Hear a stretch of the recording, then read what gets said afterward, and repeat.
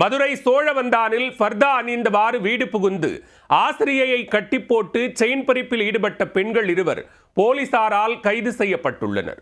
பெண்ணின் கை கால்களை கட்டி போட்டு உயிர் பயம் காட்டிய சம்பவத்தில் நடந்தது என்ன?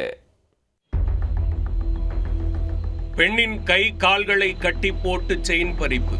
புர்கா அணிந்து வந்த பெண்கள் வீடு புகுந்து துணிகரச் செயல்.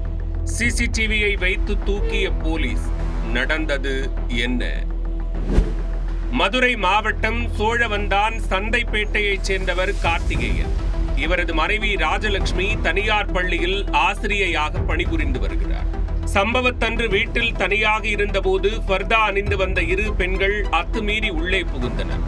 சற்றும் எதிர்பாராத நேரம் ராஜலட்சுமியை சுற்றி வளைத்த பெண்கள் கயிற்றால் கை கால்களை கட்டி போட்டு அவரது கழுத்தில் அணிந்திருந்த 6 சவரன் தங்கச் செயினை பறித்துக் கொண்டு மின்னல் வேகத்தில் தப்பினர். பின்னர் அலறல் சத்தம் கேட்டு வந்த அக்கம்பக்கத்தினர் ராஜலட்சுமியை மீட்டனர்.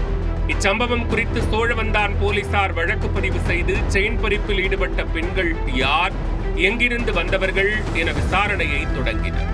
இதில் அதே பகுதியில் கடை ஒன்றில் வைக்கப்பட்ட சிசிடிவி கேமரா காட்சிகளை ஆய்வு செய்தபோது புர்கா அணிந்து சென்ற பெண்கள் மீது சந்தேகம் வந்தது.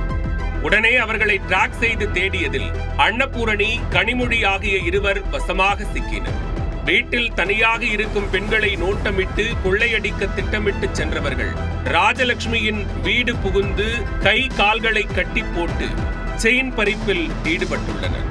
புர்கா அணிந்து வந்தால் போலீசில் சிக்காமல் ஈஸியாக தப்பிவிடலாம் என்று முடிவெடுத்து கைவரிசை காட்டியுள்ளனர்.